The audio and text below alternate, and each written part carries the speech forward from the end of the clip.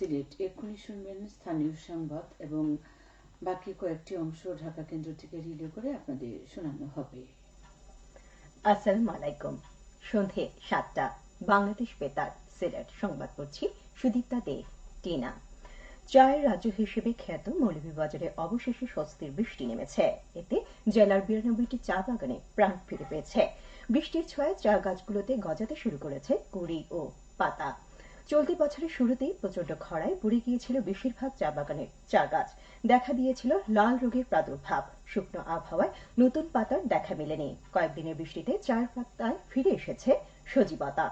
উল্লেখ করা যেতে পারে, দেশে নিবন্ধিত চা বাগান রয়েছে ১৬৮টি। এর বাইরে পঞ্চগড় অঞ্চলে রয়েছে আরও অনেক ক্ষুদ্র চা বাগান। চলতি বছরে দেশে চা উৎপাদনের লক্ষ্যমাত্রা ধরা হয়েছে ১০৩ মিলিয়ন কেজি। ছাত্র জনতার অভ্যুত্থানে ক্ষমতাচ্যুত আওয়ামী লীগ সরকারের আমলে হওয়া রাজনৈতিক মামলা প্রত্যাহারের জন্য আইন মন্ত্রণালয়ে দরখাস্ত করা যাবে।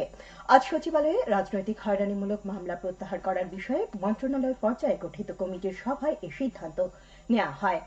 এ বিষয়ে আইন মন্ত্রণালয়ের সংবাদ বিজ্ঞপ্তিতে বলা হয়, ২০০৯ সালের ৬ জানুয়ারি থেকে ২০২৪ সালের ৫ আগস্ট সময়ের মধ্যে হওয়া রাজনৈতিক হয়রানিমূলক মামলার শিকার যে কোনো ব্যক্তি এখন থেকে সরাসরি আইন মন্ত্রণালয়ে মামলা প্রত্যাহারের দরখাস্ত করতে পারবেন। আইন ও বিচার বিভাগের সলিসিটর বরাবর এই আবেদন করতে হবে। দরখাস্তের সঙ্গে অবশ্য সংশ্লিষ্ট মামলায় এজাহার ও প্রযোজ্য ক্ষেত্রে অভিযোগপত্রে চার্জশিট সত্যায়িত অনুলিপি দাখিল করতে হবে। রাজনৈতিক হয়রানিমূলক মামলা প্রত্যাহারের চলমান কার্যক্রমকে বেগবান করতে এই উদ্যোগ নেওয়া হয়েছে। সরকারি বেসরকারি ব্যবস্থাপনায় হজ যাত্রীদের স্বাস্থ্য পরীক্ষা আগামীকাল থেকে শুরু হচ্ছে মৌলভীবাজারে। শুক্র ও শনিবার ছাড়া প্রতিদিন সকাল 10:30 থেকে 2টা পর্যন্ত সিভিল সার্জন অফিসের ইপিআই সেন্টারে স্বাস্থ্য পরীক্ষা অনুষ্ঠিত হবে। চলবে 12 মে পর্যন্ত। এ সময় প্রত্যেক যাত্রীকে সব প্যাথোলজিক্যাল রিপোর্ট সাথে আনতে বলা হয়েছে। চলতি বছর মৌলভীবাজার জেলা থেকে ৩৭৭ জন নারী পুরুষ পবিত্র হজ পালন করতে যাচ্ছেন। মাতৃকালীন ভাতাভোগী গ্রামীণ দরিদ্র মেয়েদের স্বাস্থ্য সচেতনতা বিষয়ে দিনব্যাপী কর্মশালা অনুষ্ঠিত হয়েছে আজ মৌলভীবাজারের শ্রীমঙ্গল উপজেলা পরিষদে। কর্মশালায় উপজেলার ৯টি ইউনিয়নের ৩৩২ জন ভাতাভোগী অংশ নেন। উপজেলা প্রশাসন ও সমাজসেবা অধিদপ্তর যৌথভাবে এর আয়োজন করে। মৌলভীবাজারের শ্রীমঙ্গল পৌরসভার পরিচ্ছন্নতা কর্মীদের আবাসিক ভবন নির্মাণ প্রকল্প কাজ এগিয়ে চলেছে। এতে ব্যয় হচ্ছে ৭.৫ কোটি টাকা। প্রকল্পের আওতায় 7তলা ভবন, বাউন্ডারি দেয়াল, 2টি গেট, লিফট, জেনারেটর, পার্কিং সহ অত্যাধুনিক সুযোগ সুবিধা সম্বলিত 24টি ইউনিট রয়েছে। শ্রীমঙ্গল পৌরসভার তত্ত্বাবধানে এলজিডি তা বাস্তবায়ন করছে। বৈশাখ শুরু হতেই সিলেটের আবহাওয়ায় ব্যাপক পরিবর্তন লক্ষ্য করা যাচ্ছে। ঝড় বৃষ্টি সহ কালবৈশাখীর পূর্বাভাস দিচ্ছে আবহাওয়া অধিদপ্তর। তারা জানিয়েছে, সিলেট অঞ্চলে আগামী 24 ঘন্টায় বজ্রসহ বৃষ্টি হতে পারে। সেই সঙ্গে তাপমাত্রা বাড়তে পারে। আজ সকাল 9টা থেকে পরবর্তী 120 ঘন্টার জন্য দেয়া পূর্বাভাসে এ তথ্য জানানো হয়েছে।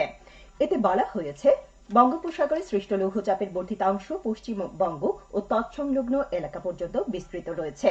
মৌসুমে স্বাভাবিক লঘুচাপ দক্ষিণ বঙ্গোপসাগরে অবস্থান করছে। এ অবস্থায় আজ সিলেট সহ অন্যান্য বিভাগের 2-1 জায়গায় অস্থায়ীভাবে দমকা হাওয়া সহ বিদ্যুৎ চমকানো অথবা বৃষ্টি বা বজ্রসহ বৃষ্টি হতে পারে। এবার শুনুন কৃষি সংবাদ। বোরো ধান কাটায় ব্যস্ত সিলেটের বিশ্বনাথ উপজেলার কৃষকগণ। এবছর ভালো ফলন হয়েছে বলে ফুরফুরে মেজাজে রয়েছেন তারা। এবছরই উপজেলার বোরো উৎপাদনের লক্ষ্যমাত্রা নির্ধারণ করা হয় 7,230 হেক্টর।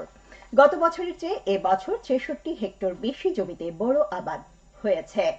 এদিকে আবহাওয়া অনুকূলে থাকায় চলতি ইরি বোরো মৌসুমে বাম্পার ফলন হয়েছে মৌলভীবাজারে।